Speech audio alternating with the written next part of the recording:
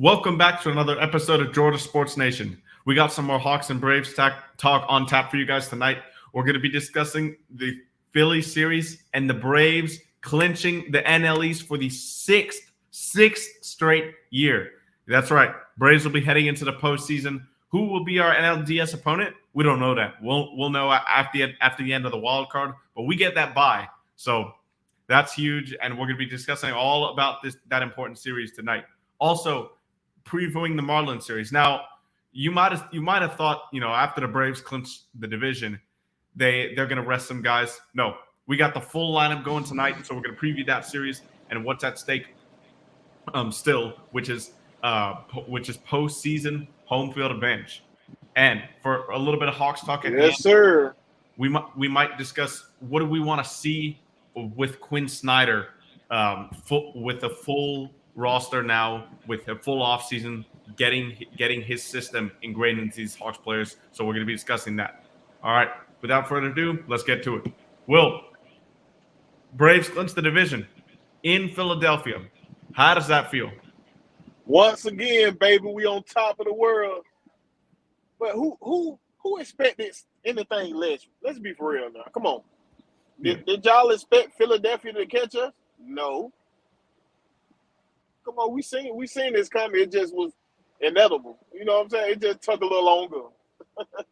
Yeah, there and also this is the craziest stat I heard from this past week when we clinched was the Braves clinched a playoff seed, so we know we are the NL East champs before any other team clinched a playoff spot.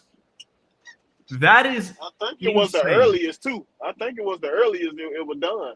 Also. Second earliest in franchise history. Second in franchise history, yes. Oh, okay. I mean, that is just absurd to me because you can clinch your playoff seed, and normally that you'll see that in like the final week, maybe 2 weeks of the season if you had a great season. But the Braves clinched a playoff spot and know their seed before anybody else in the league. That's just absurd.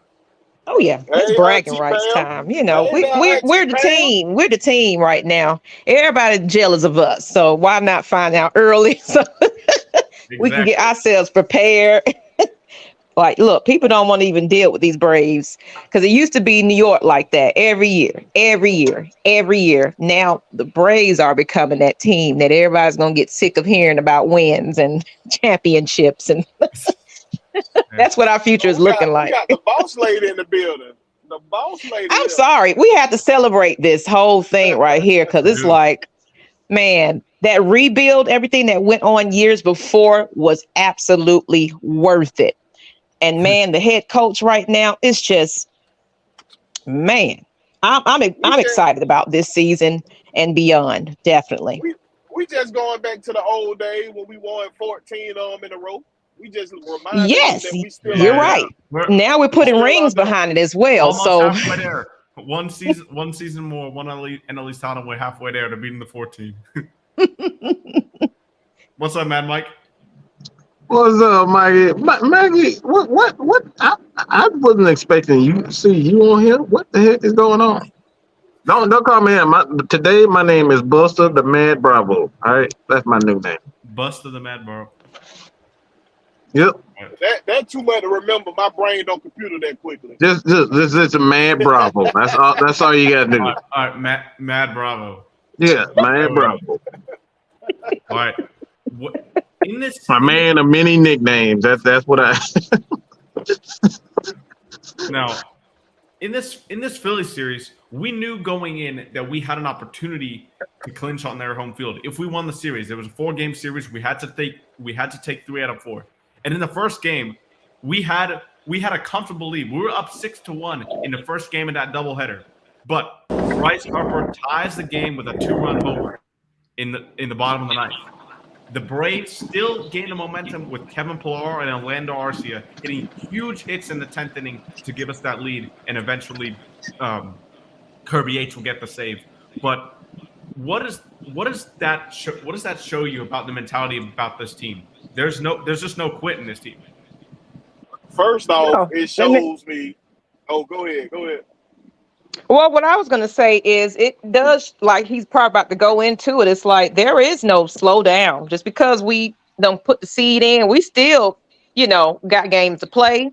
And it's like we don't want to get rusty, but we got to be careful about injuries, anything like that. But, you know, I'm excited about this. It is showing that they are hungry.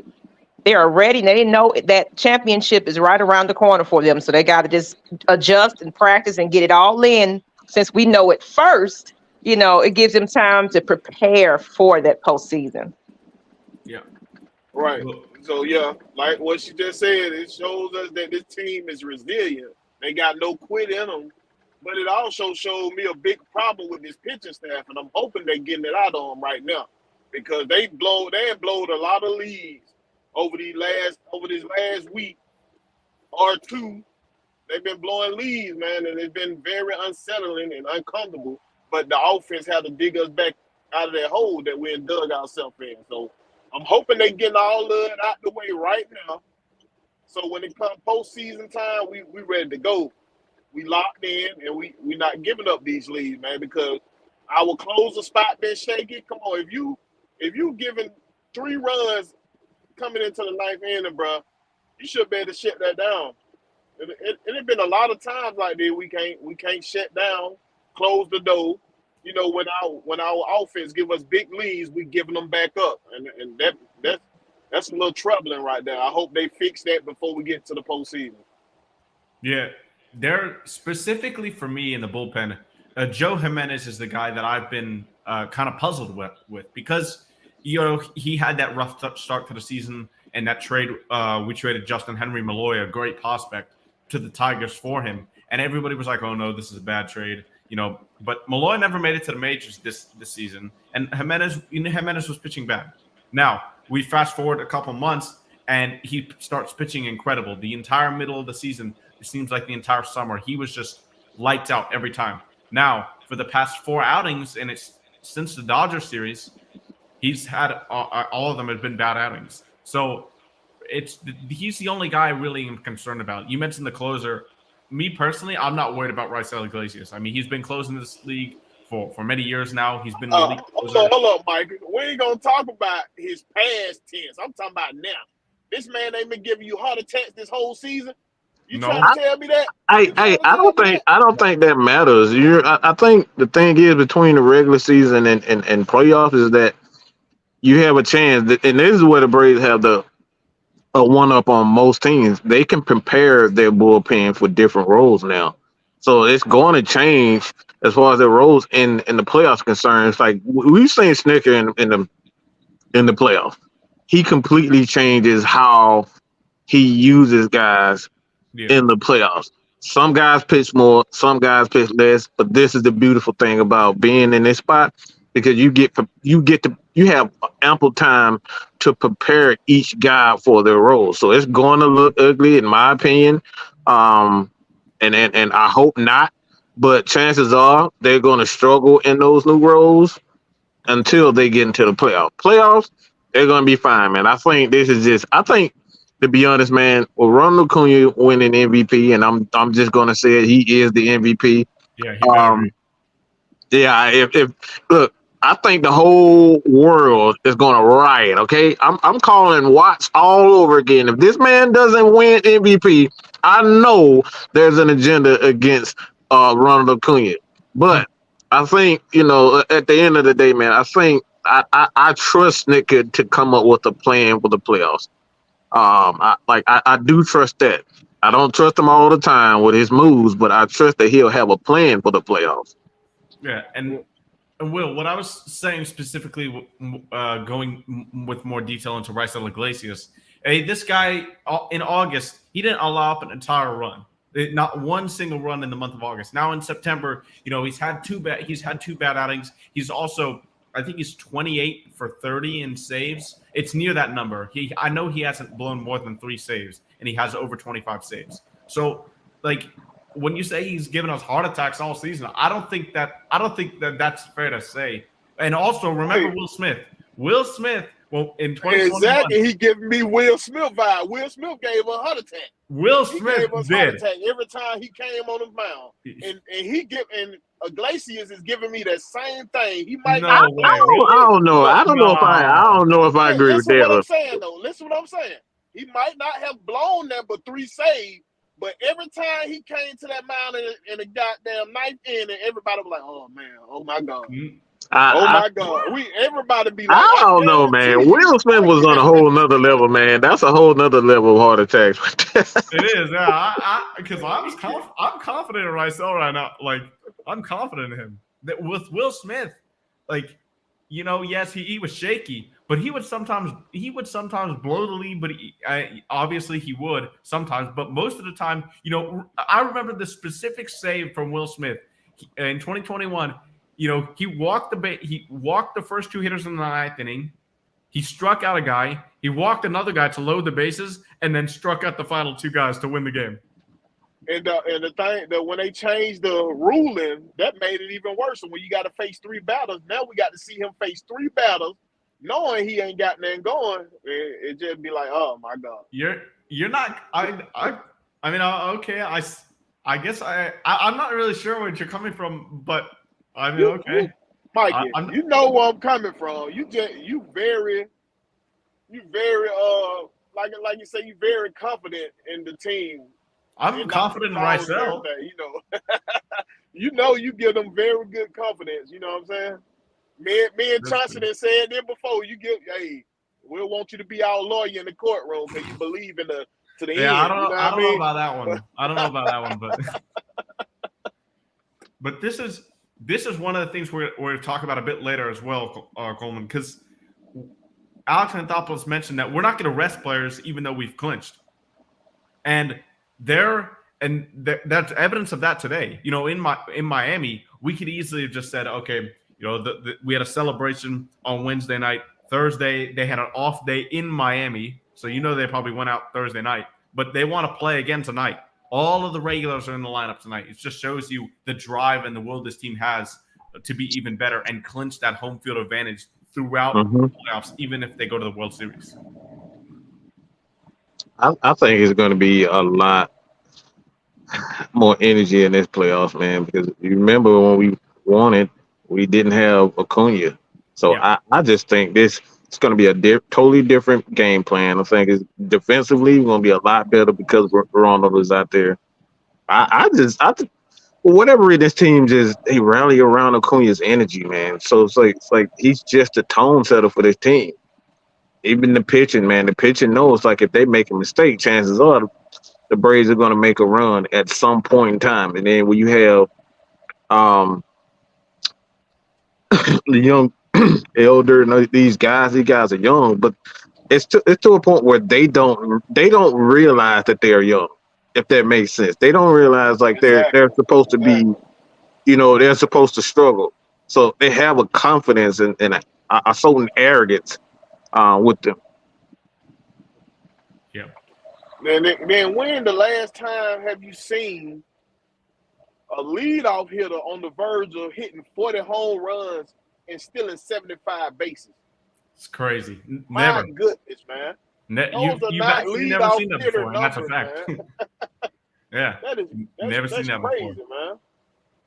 Yeah, and this was fun. We'll get into the comments of Rob Thompson and Acuna in a bit here, but as we go into game 2, the nightcap, Matt Olson ties Andrew Jones. Not ties Andrew Jones. He hits homers 49 and 50 in the nightcap to get one away from tying Andrew Jones, and it was so funny to me. The Phillies fans are so dumb. Like when Matt Olson, or one of them in particular, because obviously Matt Olson, you get to 50 home runs, that's a huge mark. You want to keep that baseball, right? And the Philly fan who got it just threw it back onto the field, and like he did Matt a favor, obviously, but when you would have had to pay me a little money for that one. Yeah, exactly. That's what I was gonna, when you have a baseball that's like worth history, or there's some historical attachment to it. If you hold on to that baseball, the Braves staff is gonna go hand you down in the stands. They're gonna trade you like an autographed baseball, a bat by Matt Olson, a picture of Matt Olson, like whatever you negotiate with them, they most likely do. But instead of getting that, the family now leaves with absolutely nothing. That's crazy to me.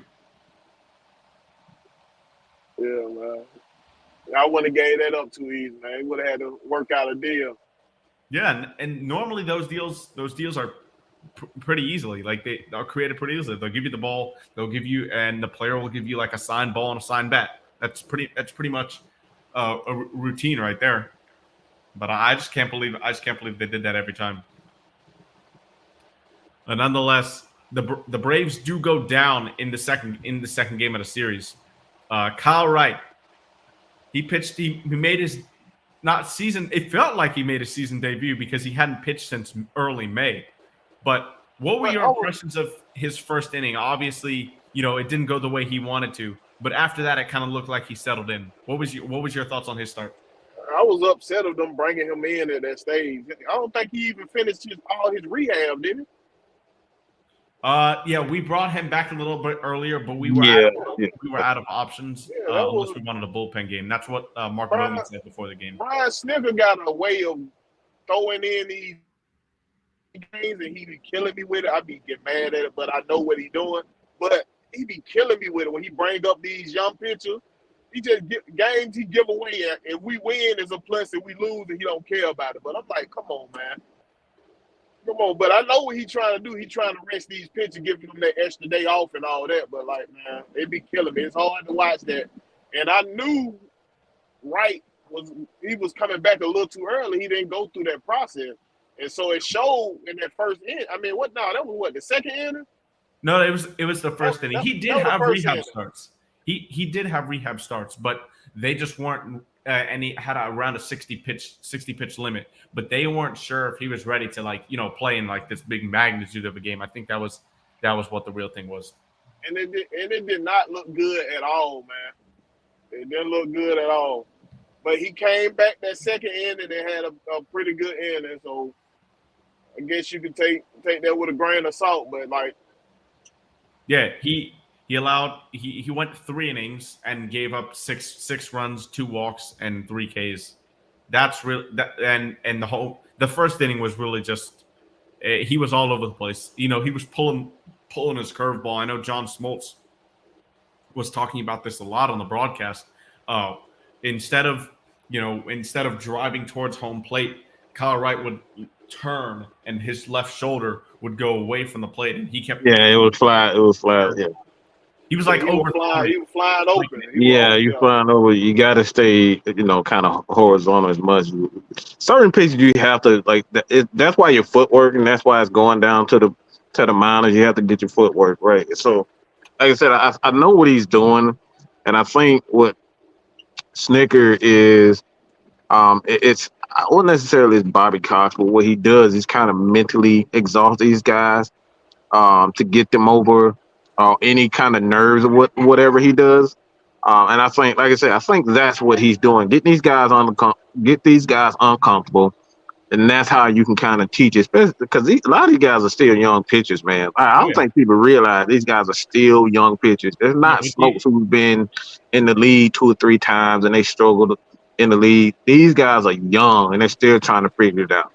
Yeah, with the exception of Charlie Morton, and you can say Max Fried as well. I mean, Max Fried is still relatively young in age, but he is an MLB veteran considered by this point. The rest of the staff, like Elder, Strider, Wright, Winans has been up a couple of times. Jared Schuster, Dylan Dodd, AJ Smith-Shawver, who's in the bullpen right now, up with us. I mean, they're all really young. So hey, let me ask you a question, Mikey. Yeah. How many times did Krennic come out there in the first inning to check up on Wright? Did he? I don't exactly remember. Did he come out at all? I think once, right? He didn't come out at all. Exactly. Okay. That's why he need to be fired. Your job. I don't think so. I don't think so. But that's the you gotta fail. You have to fail to succeed. How do you know? Listen, Mike. You gotta fail to succeed. You are right. But you see, this man was all over the place that first inning. Sometimes you got to ride it out. We've seen that before. Come in and calm him down. He's been down for a minute. I don't think so. Some in baseball, man, you gotta let a kid ride it out, man. Just let him sweat it out. Like the Braves are good. I seen Bobby Cox. I've seen Bobby Cox do the same exact thing. Pitch coach out there and make him calm that pitcher down, bro. I seen it. Look, I'm telling you right now, like sometimes, especially as a pitcher, you gotta let him sweat it out, figure it out himself. It's like it's so much. The Braves are a team. All right, this is a World Series. This is a world champion team. Sometimes you just have to let a guy figure it out. You have to let a guy figure it out. These guys are pitchers. They already cerebral to begin with. And if you go out if you go out to the mound every time they struggle, man, it's like, all right, when are you gonna figure it out? But make it appear, I can deal with Brian Snitker being laid back. That's his demeanor. I cannot deal with Cranich being laid back. That's not what you're supposed to do. I don't think he is laid back though. Oh yeah, he is, Mikey. He's not involved. I don't know, man. I don't know about y'all pay attention. He's not involved a lot. Yeah, I'm with you on this one. I'm with you on this one, Mad Bravo. But I don't think it's. I mean, you can have your thoughts about Rick Cranich, but I don't think it's ground for him to be fired. I mean, we're pitching well. We got one of the best pitching staffs in the league. I'm giving that to Snitker, man. I see Snitker talking to these. I see Snitker talking to these more than Cranich, man. More than Cranich talking to these pitchers, man. I don't know how to respond to that one. And we got talent. We draft talent every year, so we can win a lot of games on talent alone. So you get your pitching coach job is to be that therapist. He's not being very therapeutic right now. That's not just his job. Look at the job that Rick Cranich has done. That's the main job, man. The main job is to be that therapist. No, it's not. His main job is to make sure you have your basics down, man. If you're not focused on the basics as a pitching coach, that's it. It's like what they do is behind the scenes. Look what Rick Cranich has done with Bryce Elder, with Kyle Wright, with Max Fried, who he's turned into a legit. I'm not giving him that. No, sir. I'm not giving him that. You don't give him all the failures, but you don't want to give him the positive. What the heck, man? Look, man. You can't give him all that. I'm talking about in-season development. What have he done in-season development right now? Nothing. What, Mikey? What? When they're struggling right now, they have one of the best pitchers. Like, you don't intervene. I understand what he's doing all season. I can give him that. I'm talking about in-season development. That is such a thing. You got to develop your pitchers in season also. He don't do enough for that, man. I don't know. Like we have ERA wise, if you just look at it, we have the 5th best in the league. I know you're gonna go that ERA. I say, what's your eye test? I mean, that's what the ERA is a part of that. It don't matter if you putting guys on; they're not scoring. You gotta have both of them, Mike. You gotta have the ERA and you gotta have your eye test. What's your eye test telling you? Once you look at it, could care less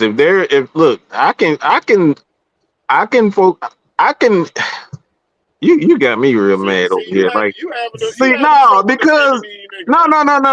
what you're trying to do is like, we have one of the best pitching staffs, ERA ways, and you just look at the team in its entirety.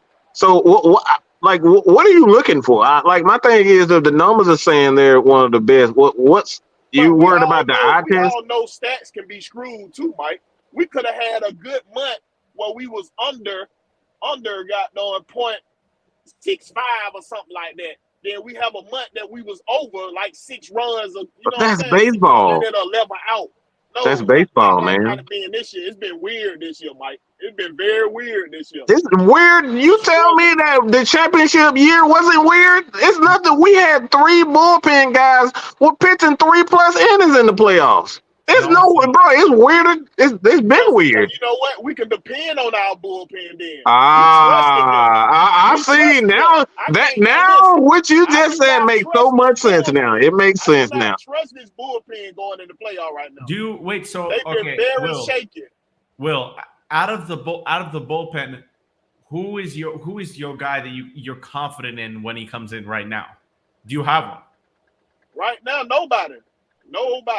I'm not. I see the issue. Okay. I'm All not right. confident Believe that they it. don't want to. When Chavez come back, it might be him. But I ain't confident in they don't want on right now because all of them been shaking. Okay, no, we won't go down that rabbit hole. But okay, all right. Some strong feelings for Will. I mean, hey, but at the same time, like you expect this team to be as good as it looks. So I'd see where you're coming from, but I just think it's a little too harsh, just a little bit. I'm just saying, you can sit here and debate it like that, Mikey. But look, how many times have we had to win games 8-7 or 9-8 because our bullpen gave up the lead? Here and there, but overall, over the course of the season, I don't think it's been the majority of those. I think we've had, I think over the majority of the season, the bullpen has been pretty good. You know, they've had their ups and downs over the course of 162, but I think there's been way more ups than downs. I mean, that's the Brave though. That's the Brave. This is what they've been accustomed to doing. This has been for years. They've been the comeback kids. I mean, it's like we had our own slogan for what 2-3 years now about never get these guys and out because they're never quit. Never quit. So this is who they are. This is the main reason I can't bet on none of my Atlanta teams. This is the main reason right here. Well, you need a Snickers, baby. We gonna get you. I'm gonna buy you a box of Snickers, man. I would never bet on the Braves. I will. I would. I will put. I will put money on. I'll put a dub on the Braves. Yeah, but and what's funny is in this game we faced Michael Lorenzen in the second game of the series. Now, Michael Lorenzen, if you remember, he got traded from the Tigers to the Phillies. And in his second game with the Phillies, he pitched a no-hitter. Ever since then, he's pitched pretty bad. If you look at his numbers. Here, he lasted 5 innings, 4 earned, 2 walks, 3 strikeouts, a total of 5 hits. And Michael Harris had a homer off him as well. And Matt Olson had both. Well, he had one homer. No, he had both of his homers off of Lorenzen, actually. One on a curveball down and in, and the other one fastball up and away. So Matt Olson's got everything covered right now.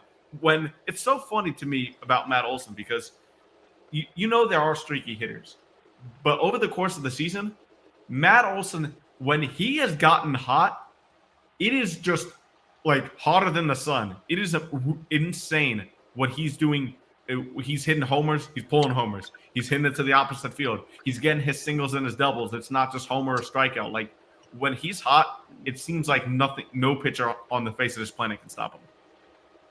Man, this got to be the quietest Silver Slugger campaign I ever seen in my life, man. Yeah, this guy here hit 51 homers. What he got, like over 150 RBIs? Right now for the course of the season, Olson, I think he's at 143. I do need 128. But he is on pace for 150. He's on pace for 150. Oh my God, this guy's tearing the ball up, man.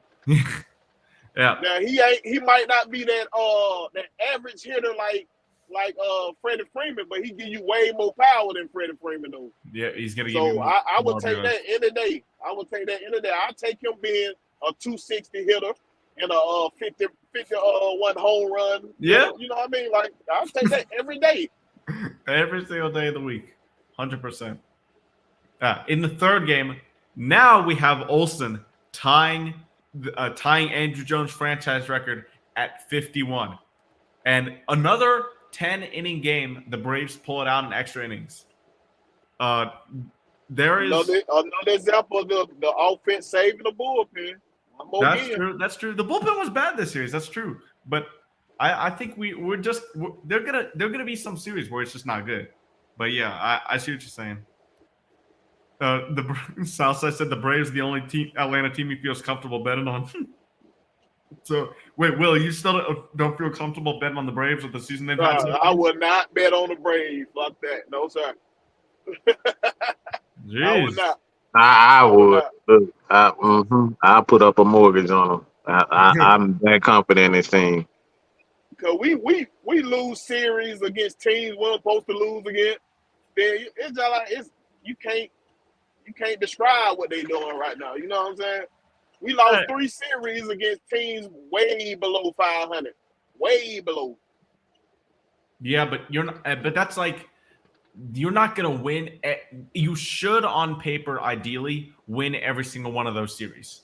But we know over the course of 162, even in basketball, you know that's not going to happen every time. Yes, we should go 4-0 against the Charlotte Hornets last year every single time. But no, I don't expect you to sweep them every single time, but win the series. I expect that, and that's what good teams do. You didn't see the Dodgers. But we are a good team. We lost the series to the Cardinals and the A's, but we are a good team. Are we? This man had a Georgia Bulldogs complex. We're a great team now. Don't get me wrong, Mikey. We're a great team. But I'm saying this has been one of the weirdest great years ever. You know what I mean? It's been weird and great at the same time. I'm like, what the hell? Like, we got one of the best pitching staff at one point, then we come and look like we got an A's pitching staff or something. I don't know what be going on sometimes. I don't know, man. It's been weird. It's been a weird year. We at the top of the MLB by 4.5 games. You know what I'm saying? So, like, I don't know I can't even explain it, man. But, just accept it's weird. All right, that's what it is. I already accepted that. I don't even go to it when I be looking at the game. I don't go into it with no more emotion and stuff like that. I try to stop tweeting Mikey them when they be playing. But like, hey man, like in this game, here's how this got into extras. You know, you had Marcell Ozuna and Ronald Acuna hit a 3-run and a 2-run homer each, and that got us to 5. We also had a sac fly from Austin Riley to give us 6.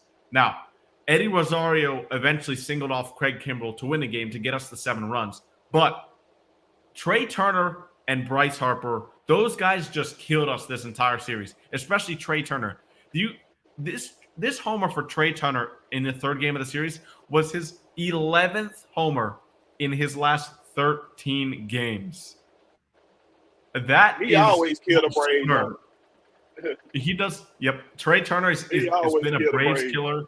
He's been a Braves killer throughout his entire career. Always kills us. Him and Bryce Harper. And then Bryson Stott also had a 2-run homer off Joe Jimenez, like I mentioned previously, how he's been struggling recently to get it to tie at 6-6. And then Eddie Rosario singled off Craig Kimbrell to get to this spot and win the game. Yeah, exactly, Coleman. We do got an embarrassment of riches.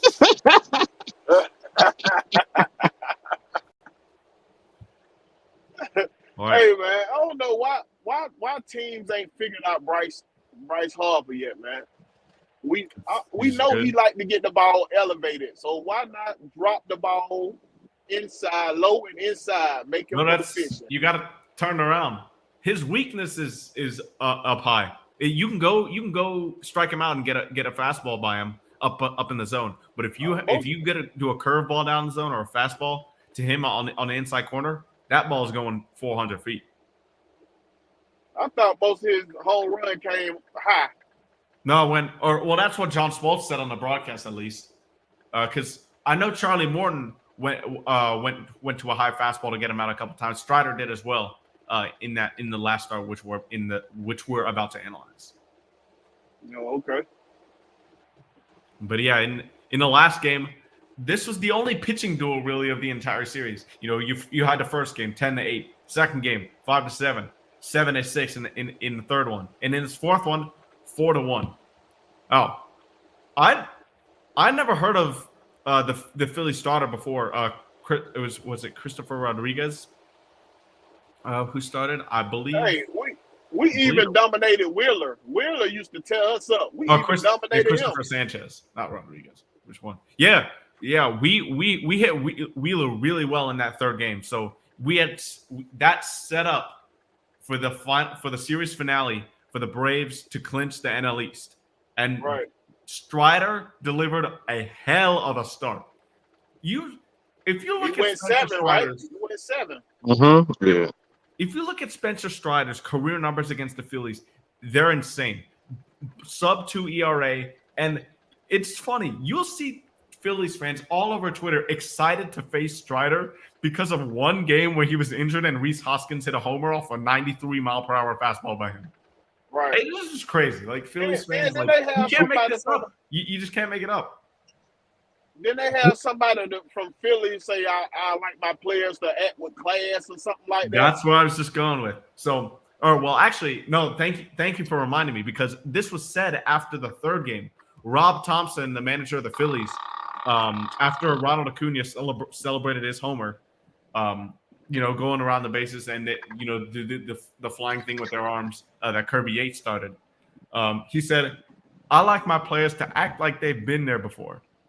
And he was getting absolutely clowned all across the internet for that statement. And rightfully so, even by his own fans. Because, first of all, the Braves have been there before. We've been there before. Second of all, last year, you had Rhys Hoskins celebrate like he just hit a walk-off in the game 7 of the World Series. And now you say when it happens to your team, exactly. I was just about to say that. Right. That's the thing that really grinds me. It's like why is it that players can't celebrate? Like I've never understood the fact that you can't celebrate, you can't be happy. You have to always act like you've been there. Like that's something that's always puzzled me. That's that unspoken rule for these tryhards. That's what it is, man. You don't like him celebrating, get him out. That's what I thought. Well, hit him. Like if you're gonna do that, if you're not happy with it, hit him. That's what Pedro Martinez and all those guys used to do. It's like, look, we saw Randy Johnson do the exact same thing. Look, if you don't like it, throw a high fastball over his head and make him change his approach. It's things you can do. Stop whining and crying and putting things on the internet and having interviews and calling people out. Do something on the baseball field. That's why I thought it. Yeah, that's perfect response. They throw at Acuna enough. I don't want them to throw at him no more. I'm just saying throw it high and in or whatever. I'm not saying hit guys, but there are things you can do on the field.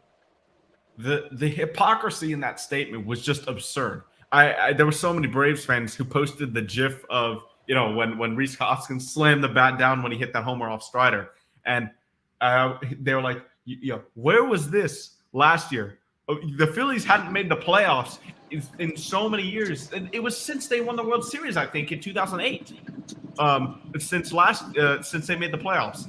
But last year, Rhys Hoskins hits a home run in the second inning of the was it either the first or second inning of the NLDS, and Rob Thompson's like, yeah, that's great. We celebrate that. This year he's like, we like to act like our players have been there before. It was just a crazy statement.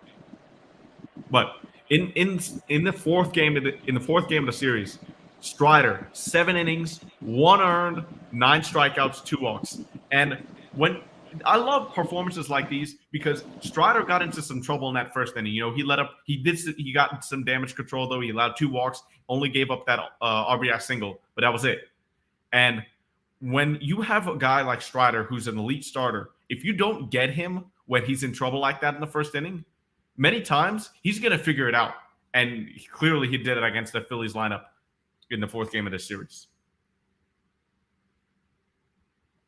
You had it. Sorry, go ahead, Bravo. No, I'm saying with Strider, like the thing with Strider, he's a rhythm pitcher.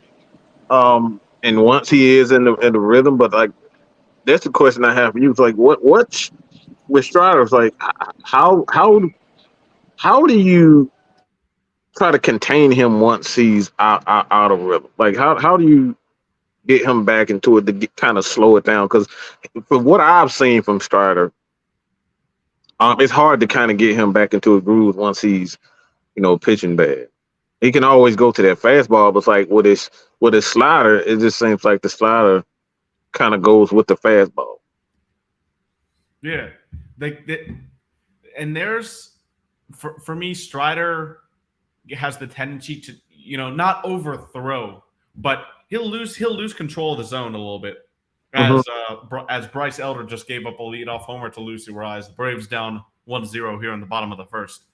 But, Strider, Strider will have these starts where it'll just be 2 innings, 3 innings, and he'll give up 6 runs, walk 4, and then he'll come out the next time and go like this: 7 innings, 1 run, 9 strikeouts.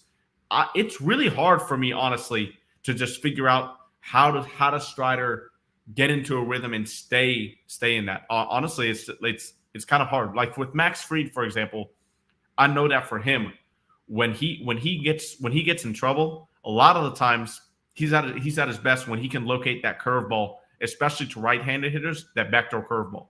But for me, Strider doesn't have a pitch or a certain location that I'm looking for to signify, okay, yeah, he's got back to it. He just, I maybe haven't watched him enough, or he hasn't been in the league enough to recognize one of those yet. But that's just my opinions on that. Yeah, how do you think about a change for Strider? Like, what a change up? Wow, you think he should incorporate that? Yeah, he's working on that right now. I know Rick Kranitz has been mentioning that a lot. It's still in his arsenal, and he sprinkles it in there, a couple times to some hitters, especially in the third time through the lineup. If they need a different look, he'll do that. But overall, if it ain't broke, don't fix it right now. I think it's the best thing for Strider. He'll throw Right. like 10, 15 changeups, but overall, right now, I wouldn't change much going into the playoffs. Obviously, throughout his entire career, I think he will need that changeup to succeed a lot more. But right now, I like where he's going with it. But yeah. So in the first inning, Austin Riley homers off Christopher Sanchez, right? And do you guys remember Evan Gattis's homer against the Phillies when he played here? He hit one to the concourse above left center field. Yeah, I do. That Austin Riley homer reminded me exactly of that homer. It landed just to the right of where I remember Evan Gattis was landing. And actually, Mark Bowman, Braves beat writer for MLB.com, tweeted at Evan Gattis about the homer. That was kind of funny. Another thing, you're saying that. Do you think the Braves home runs is like? See, some teams have, when they hit home runs, it's not devastating. But for whatever reason, it seems like when the Braves hit home runs, these guys are massive. I'm talking about massive home runs. And it's like, do you think that kind of plays on the opponent when they when guys like Acuna, Olsen, just like take all the air out from teams? It's like, it just seems like it demoralizes team when they hit home runs. The Braves home runs just seems like it's just something different about these. I think honestly it's just because we're fans of the team. I don't know if the opposing pitchers really feel much of a difference. It just seems like when they're on, man, just like team, just like, all right, they hit another home run, and you see them. Obviously they do. They pose and they dance, and teams just, you can just see the disgust in their face when Braves hit home runs. That's good to see. That's good to see on our, and we like to see the disgust on their faces. So it's just something I noticed, man. It's just like maybe I'm playing it up a bit, like you said, just being fans. It just seems like there's a shift in attitude, and just like, all right, this has become personal now. Yeah, I don't know, but but the Braves do hit a lot of homers. That is what I know is a fact right there. I say this because I know you guys remember the Freddie Freeman face that was going around on Twitter also. Yeah. And it's like he hit that home run, and just teams like, all right, yeah, he hit that home run, and his face went just like, yeah, another damn home run by Acuna. that series was so fun. That felt like playoff baseball against the Dodgers. Yeah. Now let's do a quick rundown of this Miami series. Now Bryce Elder's already in some trouble. Gave up that leadoff home run to Luis Arraez. He got Josh Bell to strike out, but then Jake Berger just doubled off him. And so now he's in some trouble again. But in this Marlins series, what are you hoping to see from the Braves, knowing that they're just coming off a clinching series in Philadelphia?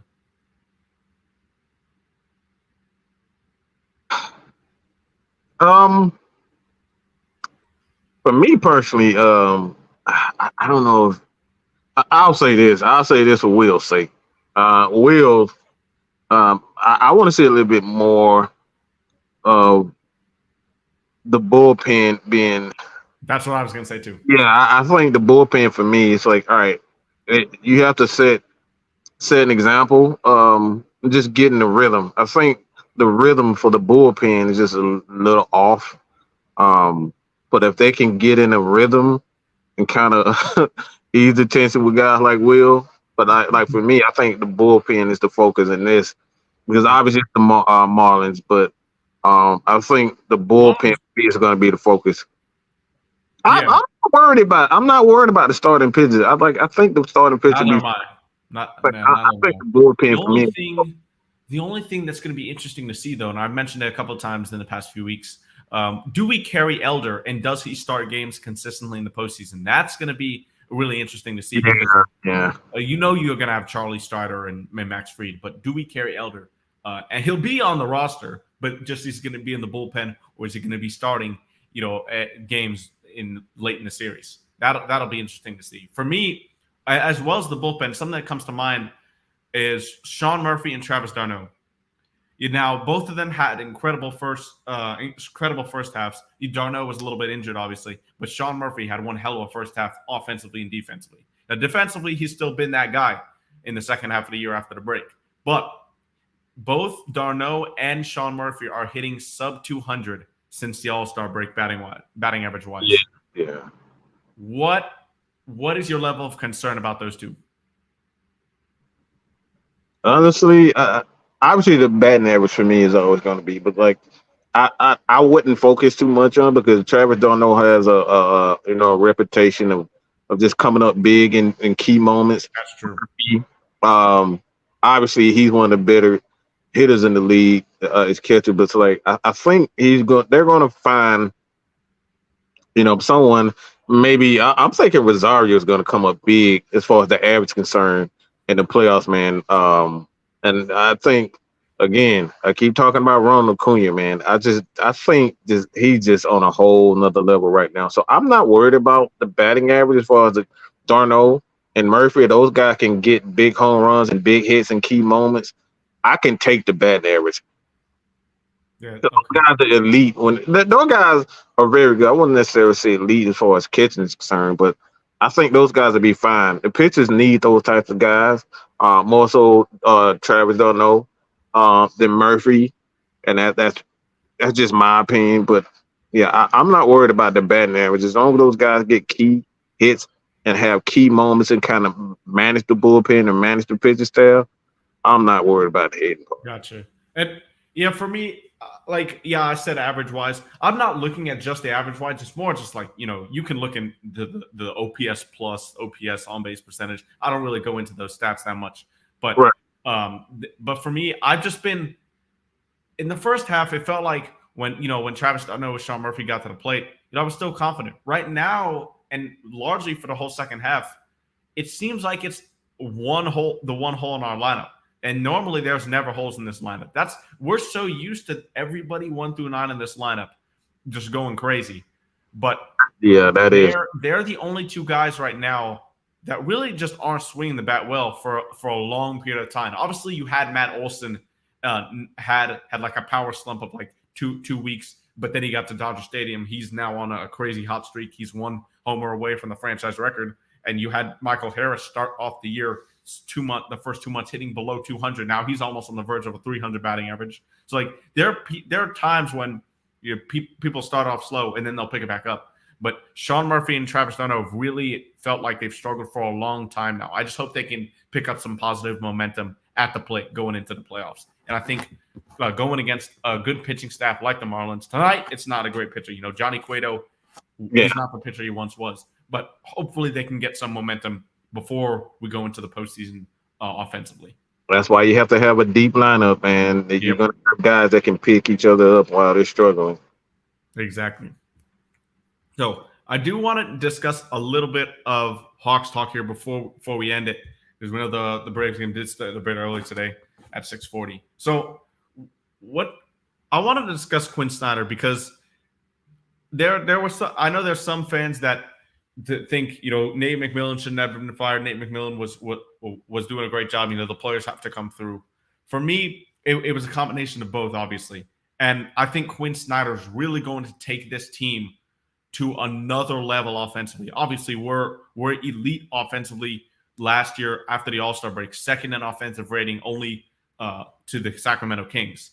But Quinn Snyder's had a history of taking teams that really haven't had a ton of regular season success and bringing them to home court advantage position in the playoffs. That's what he did with the Utah Jazz a couple of years ago. What are you expecting to see from him as far as adjusting to this team? Because we didn't really see a lot of player personnel adjustments outside of John Collins coming into the season.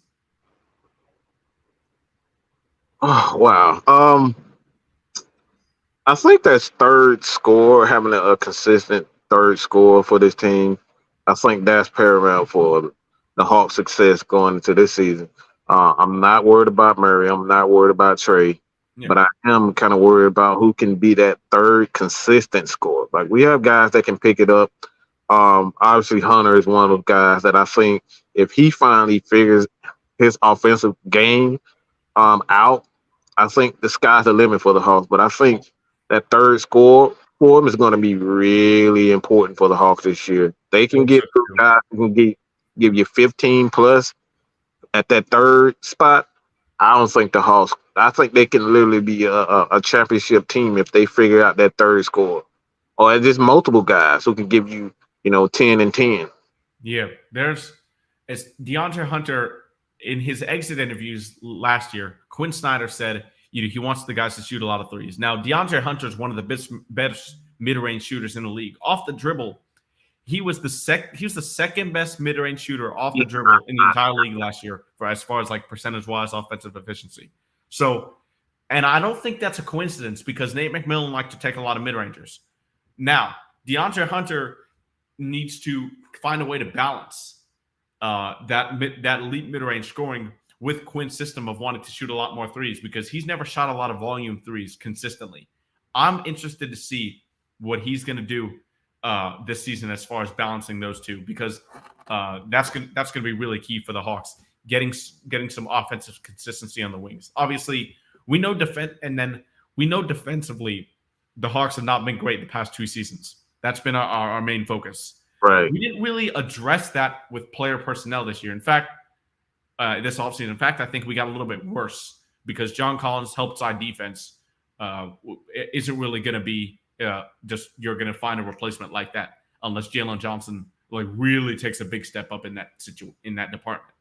But how do you think we can improve on the defensive end, even though we didn't really pick up, say, a defender or in free agency or a trade?